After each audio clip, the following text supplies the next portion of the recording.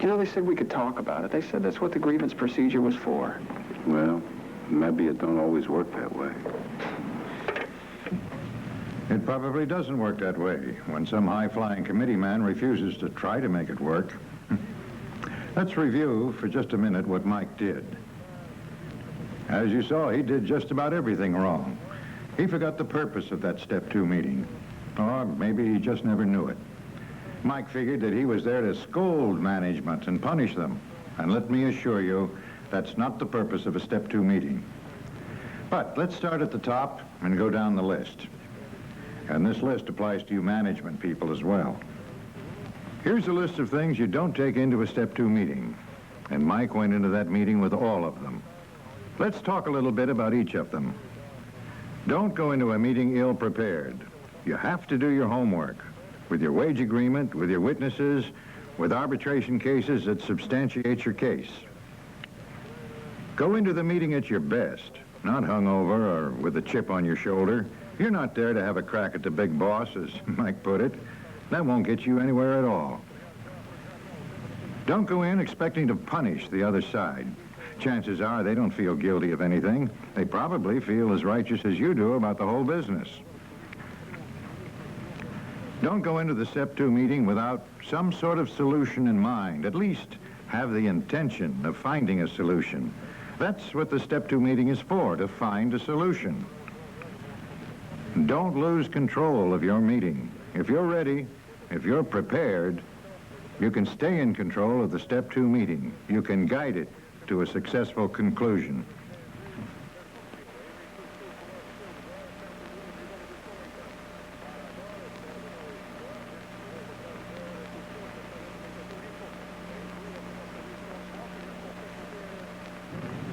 Well, you just saw how not to handle the Step 2 meeting. Now we're going to give Mike that second chance. Wipe the slate clean, let him start all over. Once again, it's the night before the Step 2 meeting. But this time, Mike is preparing a game plan for the next day. He knows that Foster is a formidable opponent, so he's not going to take him lightly. He's burning the midnight oil with Elmer and the others. Mike knows he's got to be prepared if he's going to use his witnesses effectively tomorrow. I hate to let you down, Mike, but I can't stand up to Foster and tell him that. Why not? It happened, didn't it? Well, sure it did. I told you it did, didn't I? Why can't you write it all down and I'll sign it? Well, I could, I guess, but, you know, it's going to make a case a lot weaker.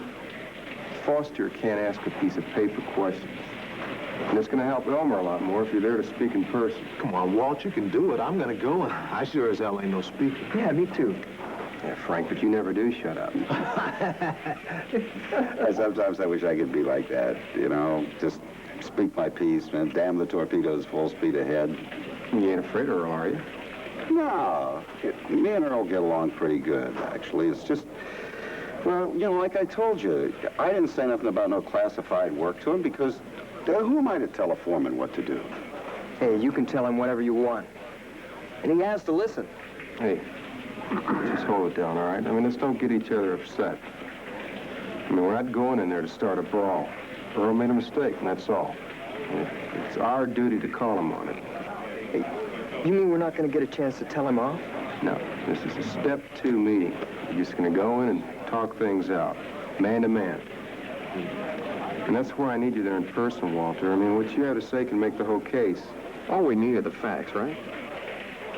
Right. But look, I don't want Foster to feel so pressured that he's going to dare us to take him to the Step 3 hearing. But, now, damn it, it's my job to try to settle things here and now. What if Foster and Earl get really hard-nosed about this? I mean, are we just going to sit and take it? No, we'll get just as hard-nosed as they do. Fight fire with fire. Right. So you guys follow my lead, okay? I mean, no popping off when it ain't necessary. I mean, Foster would love to get us upset so we lose the upper hand. It's just looking at Foster is what worries me. Hey, look, Foster, he's just Foster. He ain't no saint. His wife ever found out about him fooling him? No, Frank, none of that. I mean, that stuff is completely out, and I mean it. All right. You looking at Foster worries you. It's just the idea of looking Rock in the eye and telling him about Earl. Mike, don't you understand what I'm trying to say here? Okay, Walter, let's try something. Come on in. Now, I want you to look at the wall. All right, now close your eyes. Okay, now imagine Foster in his office tomorrow.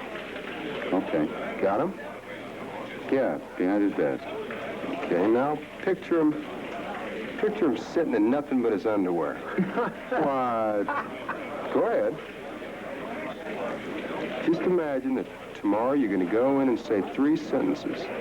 Just 3 simple sentences to a man who's sitting in his underwear. Now, Richard, let's hear your side. From the beginning? Just what you're going to say to Foster tomorrow. Well, about 3 weeks ago, I was coming out of the main portal and I saw a notice posted outside. It said they wanted 3 men to work during vacation. They wanted 2 mechanics and a welder, I think. Yeah. So I thought I could sure use the work, you know, more on a vacation anyway. I mean, I still had some bills to pay from Christmas, you know. So, you know, what good would a vacation do me? I mean, after all I do is sit at home and worry about the bills. So I said, you know, I talked to my wife about it, and she agreed that I ought to go ahead and work, because she wanted to go see her sister Reynolds. Yeah. You know, we need to start a little further along in the story. Shorten it up a bit. Oh, sure, I can do that, yeah. Good. We ought to get these 2 guys together. The motor mouth and the clam. Oh, you guys could learn a lot from each other. Thanks, Frank. You're a big help. What I want you guys to do, I want you to talk to me about what you did on the job and what Earl did, day by day. Now, we'll keep it simple. And don't answer any questions unless they're about the work during vacation. And if Earl and Foster try to get you off the track, well, you politely tell them that you're just here today to talk about the work during vacation. Got it? Got it. Got it? Okay. Now, the main thing is, I don't want any surprises tomorrow. Don't say anything tomorrow that you don't say to me tonight. Mike's off to a good start this time because he's taken time to prepare. Now he understands how to use his witnesses wisely. You'll have to do the same. First of all, stick to the facts. Make sure your witnesses tell their stories clearly and simply, with no unnecessary elaboration. Prepare your witnesses. Encourage the timid ones, and tone down those who might be long-winded or belligerent. Be firm, but not emotional. Use reason, not shouting. You're not there to tell off the other side. Stick to the subject. No attacks on personalities. And don't let them get your witnesses off the track. And above all, keep your goal in mind, to settle at this step, if at all possible.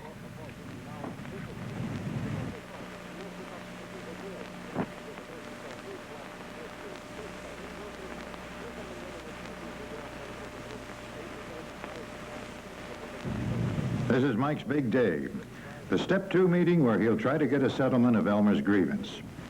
Mike has all his witnesses, and he's gone over all the facts of the case.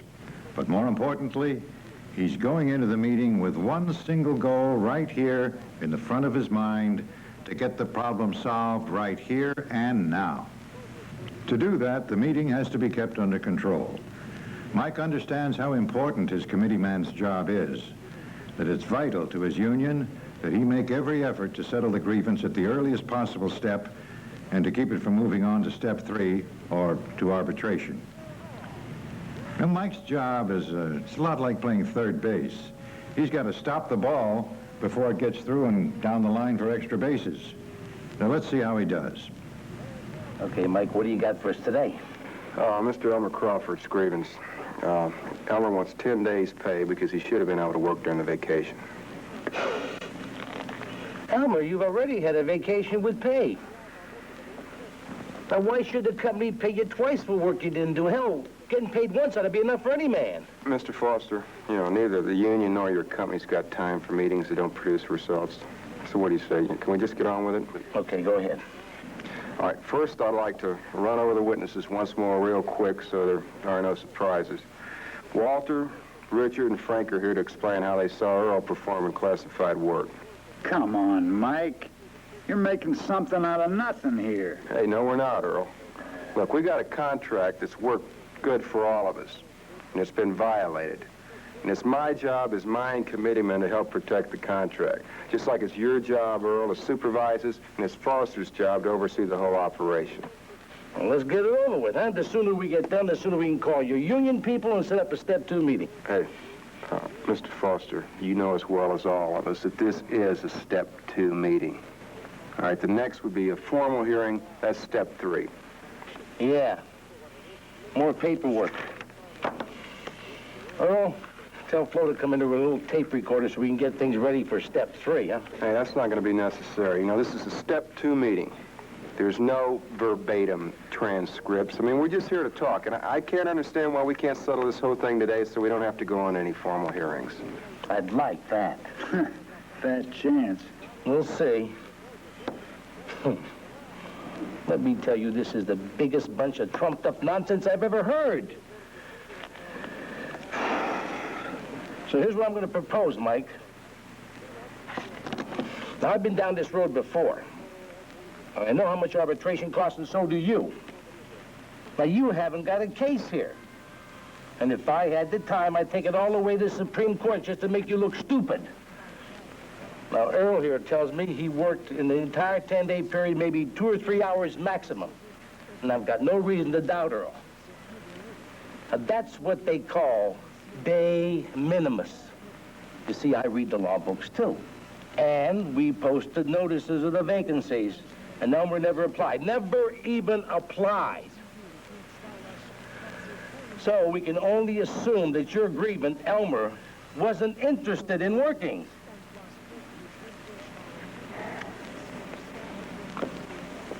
Fishing was pretty good, wasn't it, Elmer? Hey, Foster, you know, I think you're above that kind of stuff. You're right. Far above. Now, Elmer, I don't know how you got this idea in your head, but I'm pretty sure you know you made a mistake. Hey, that's all right. We're all human, huh? Now, you're a good miner, and we want to show that you're appreciated.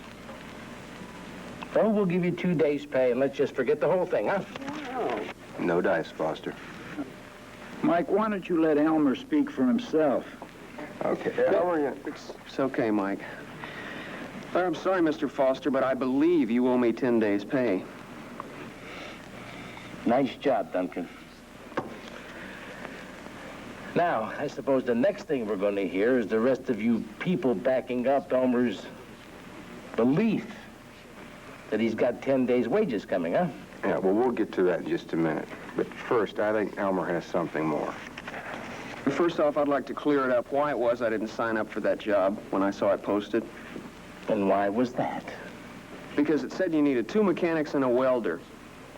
Now, I knew that Walter and Richard both here were going to sign up, and they both have seniority over me, so I didn't even bother to apply. Then after vacation, come to find out Earl here did the work of one man himself. Elmer, I told you I sure as hell didn't do 10 days' work. Damn it, I didn't even do 1 day's work. Okay, Earl.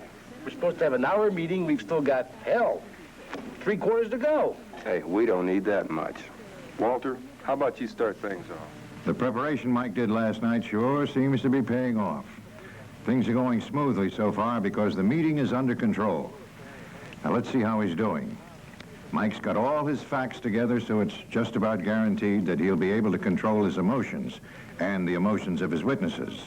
Remember, when you've got the facts on your side, they speak loud enough by themselves. And he's not letting Rocky bully Elmer or flatter him or anyone else. You got to watch for these little maneuvers that'll get you sidetracked. And finally, he remembered the importance of taking notes, just in case he has to carry Elmer's grievance to the next step. Both management and union representatives will want to have notes to help remember what went on at these meetings. It's surprising how soon we forget.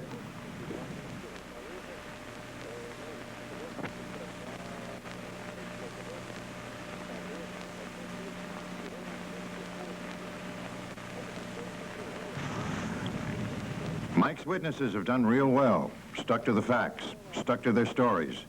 Didn't let Rocky Foster get them off the track. Richard Adams is finishing up now, and in under 3 minutes now. There's a tribute to an effective representative. And then Mr. Cantrell went for some O-rings, and when he got back, he helped us change the valves. That's it? Oh, there are a couple other things, Mr. Foster. Well, this is nothing I haven't heard before. A little scraping, a little shoveling, it's peddling. I think this is harassment and you're bluffing. Hey, we don't have to bluff. We've got the facts. Hey, easy, okay? We're in good shape. Let's just stay cool. The offer still stands. 2 days' pay. You can call it a union victory for all I care. Now, that's all I've got to say, unless you want to drag this to a step 3 hearing. Now, let's get back to work. And I'm not bluffing. Damn, you know, I really didn't want to take this to step 3. You cocky son. You'd do that, wouldn't you?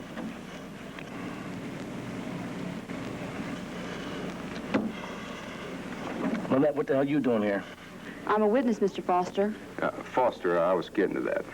Now, as you know, the agreement stipulates that we both must fully disclose all evidence that we intend to use at hearings. That means no surprise witnesses, no Perry Mason type stuff. So if Miss Little would ever testify at a formal hearing, you know, like a step 3 hearing or arbitration, what she'd have to say would blow a hole through that de minimis theory of yours. You know where you claim that Earl only worked 2 or 3 hours? You know about this? Go ahead, Lynette. Okay. Earl, you know you worked a lot more than 2 or 3 hours. You see, during the vacation, I worked over at the diner, helping out my sister. And while I was there, Earl came in. And did he speak with you? Oh, yeah, we talked. He said he'd been over to the hardware store to buy 3 wire brushes to clean out the inside of the dump. And why did he need new wire brushes? Well, he said it was because he and Walter and Richard had worn out the old ones scraping the sides. So Earl was working along with him? That's what he told me. They'd been at a particular job the whole day before, and they still hadn't finished. Foster, should we let a arbitrator decide if it takes more than 2 or 3 hours to wear out a wire brush? You make mountains out of molehills. Hey, what do you say about that, Walter? Earl, you did work right along with the rest of us. Not that we didn't appreciate it at the time, but, well, you know. Hey, the man feels he lost 10 days' work because of a contract violation. Nobody's gonna buy that wire brush stuff. Yes, they are, Earl. Foster, you know they will. Okay, Mike, we'll compromise. 5 days' pay. And I'll make sure our foreman doesn't perform any classified work. Can't do it, Foster. All 10, huh? Look, Foster, we're not trying to be difficult, but look at it from our side. And you came up in the mines. You know what it's like for a family man and a woman to lose work. You know what the conditions are like. I mean, all too often, there's not enough work to go around, so when it's there, we got to grab for it. I mean, the only thing that we have to sell is our labor. I mean, that's what we can do with our hands and our back and our brains. That's the only asset that we've got. And we're not trying to be picky. We just can't compromise on the issue of classified work. Okay, I'll check on it.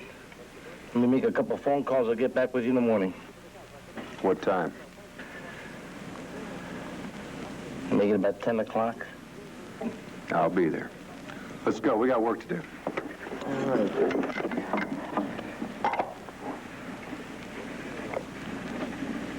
You gonna give Crawford the whole 10 days?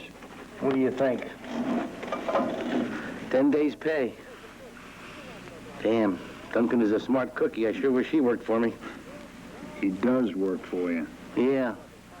And Earl, Yeah? next time, remember, don't be so helpful. What can I say? There you have it. A step 2 meeting, start to finish. A good step 2 meeting, I might add. In this case, Mike held high cards and played them right. But the next time his cards might not be so good, or he could slip and misplay them. Going with what you've got and making the most of it, that's the key. Mike succeeded because he was prepared. He examined all the facts, and he knew the contract. He read the contract book cover to cover, and you'll have to as well. When Elmer came to him, Mike had to know whether Elmer had a legitimate grievance. How did he? Well, again, Mike knew the facts and he knew the contract. At the Step 2 meeting, Mike was careful to let management know all the evidence he would use against them. That's full disclosure, and it applies to both sides. You've got to remember that if you're dishonest in this process, you've lost your credibility in all future relationships. And lastly, Mike had gathered all of his facts and stayed in control of his emotions and of his people all the way through. You'll be expected to do the same, whatever the outcome.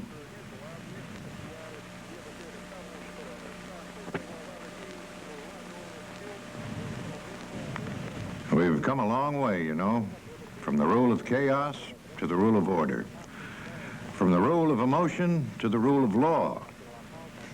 But I suppose if employers and employees were to negotiate in good faith for 1,000 years, we'd still never come up with a perfect contract. A labor agreement is simply the best that reasonable people can do at a given time to assure a continuing relationship that's fair to all concerned. But there will always be legitimate complaints that something isn't right, that something just isn't fair. As contract administrators, you are both the conscience and the court that the system provides to protect the parties to the agreement. Now let's review for a moment what we've covered in this program. First, we showed you the 4 steps involved in a typical grievance procedure. Step 1, a meeting between the employee with or without the union representative and the foreman. Step 2, writing up a grievance and submitting it to a higher level of management. Step 3, a meeting between the field representative and a company representative. And finally, Step 4, arbitration. Then we looked at your responsibilities in the handling of grievances. We also showed you how to investigate a grievance, evaluate the information gathered, and how to write up a grievance. Next, we covered the Step 2 meeting. First, how not to handle a meeting. Then, we showed you how to prepare witnesses, how to maintain order in a meeting, and how to reach a settlement. As you know, there are 2 final steps in the grievance procedure beyond Step 2. One is Step 3, a meeting with the field representative and the company representative. The other is Step 4, arbitration. Although you may not play an active role in these steps, you will provide the raw material necessary to complete the grievance procedure. There's one final point I'd like to make. It's about interpreting contracts. Remember, they're dried. They're very flexible. They're never even complete. Past practices that are not forbidden by the contract are part of the contract. Arbitration decisions are added to it. And in your workplace, arrangements you work out with the other side, they're part of that contract too. Maybe not formally, but for all practical purposes. Contracts are always subject to interpretation. Your job is to try to agree on an interpretation wherever a grievance is concerned. Finally, contracts are dependent on the grievance procedure for their effectiveness. Without you out there investigating those grievances and trying to resolve those different interpretations of the contract will never really work. And so, there you have it, the grievance procedure. A way that reasonable men and women have devised to make things fair. And some time ago, negotiators worked hard to create a body of law to guide the relationship between the union and the employer. But if it's to be truly effective, if it's to be fair, it must be a living, evolving document. And that's where you come in. The negotiators merely started the contract. You, in your role as contract administrator in the grievance procedure, you have to keep it going the way it was intended to go. Here's one final thought to keep in mind as you administer the grievance procedure. We now work and live in an intensely competitive world economy, one that presents an unprecedented challenge to the resiliency and adaptability of our industrial relations system. Never before has there been so great a need for a smoothly functioning labor management relationship. Problems must be solved where they come up, and as soon as they come up.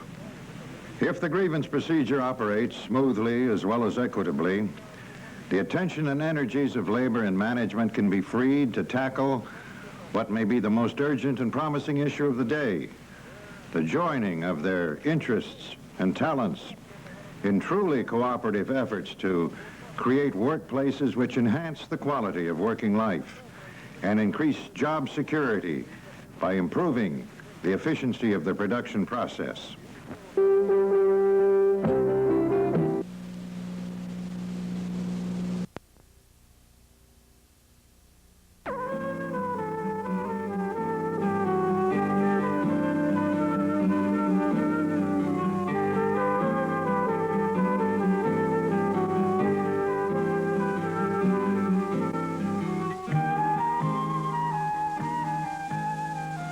Hi, are you still working? Mm-hmm.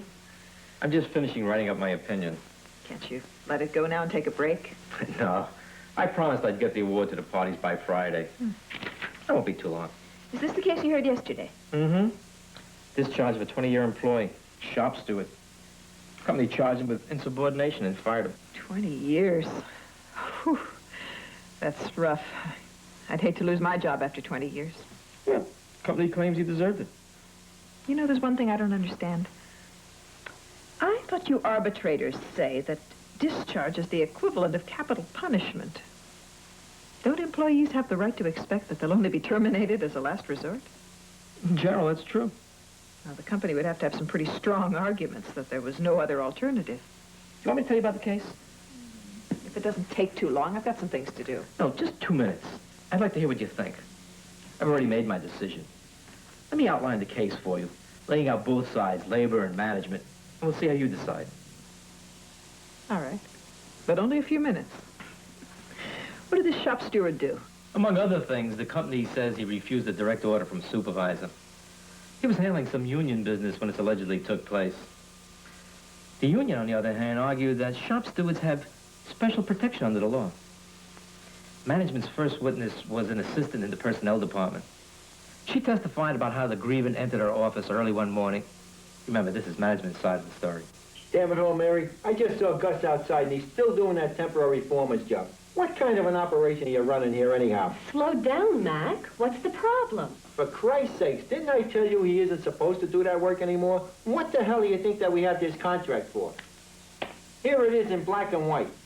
An employee from the bargaining unit may work as a temporary foreman for a period not to exceed 90 days in any year.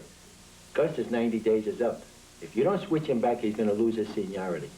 It's a hell of a way to run a business. Oh, wait a minute, Mac. You don't have to swear at me. This is the first time I've heard anything about this. Let me check on it, and I'll get back to you. Sure. No one knows a goddamn thing around here. I'm warning you, Mary. If you don't get this thing straightened out, there's going to be hell to pay.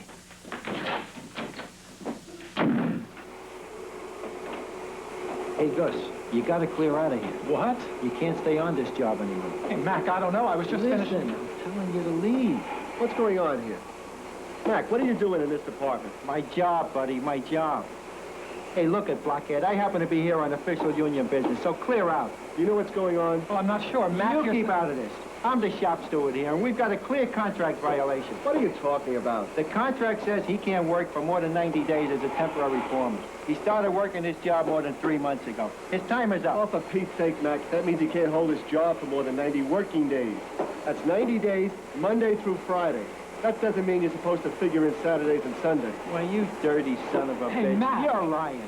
We never said 90 working days. 3 months is 3 months. Now you're trying to stretch it. You're always walking all over this contract. Well, I'm sick of it. Hey, well, cool down. I'll take this up with the boss. He'll straighten this out. Don't give me any of that, you bastard. You always say you're going to check. If you knew what the hell you're doing, you'd have an answer by now. I'm sick of you and your chicken shit. Nothing ever gets done around here. You're incompetent. Let's go. Now, wait a minute. You stay right here. And, Mac, you go back to your station. No. Okay, that's it. Go back to your station or I'll take disciplinary action. I ain't leaving. All right. I had enough. You go back to your station, punch out, and go home. You're suspended. Did anyone substantiate the supervisor's testimony? His testimony was backed up by another member of management who was outside in the hall. He said the grievance was so loud you could hear him downstairs. What kind of a record did the grievance have? The director of personnel brought in his file. It's a pretty bad record. I would appreciate if the witness would keep her personal comments to herself. We don't need her characterizing the grievance employment record in one way or another. That's for you to decide. Would you read the record?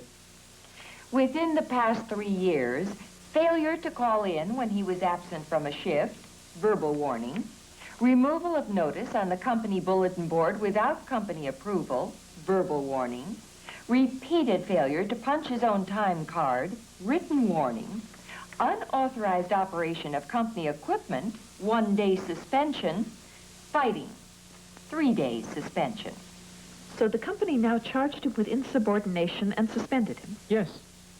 But I thought you said he was discharged. He was. 2 days after the supervisor suspended him on the floor, the company came back to him, told him they had investigated his case, and that he was fired. We reviewed your case and looked over your past record. We decided we can't work with you anymore. You're discharged. Why did they decide that? At the hearing, the company's attorney listed the charges against him. The grievant here is guilty of a number of abuses, just one of which would be sufficient cause to justify the discharge. First, he ordered a fellow employee to leave his job. Mr. Arbitrator, I submit that in so doing, he overrode management's innate prerogative to assign, supervise, and direct employees in their work. I ask you to consider what would happen to this firm's operation if employees began taking orders not only from management, but union representatives as well. Second, and equally as important, the grievant refused a direct order. This is a classical example of insubordinate behavior. And if all of this were not enough, third, this man before us threatened,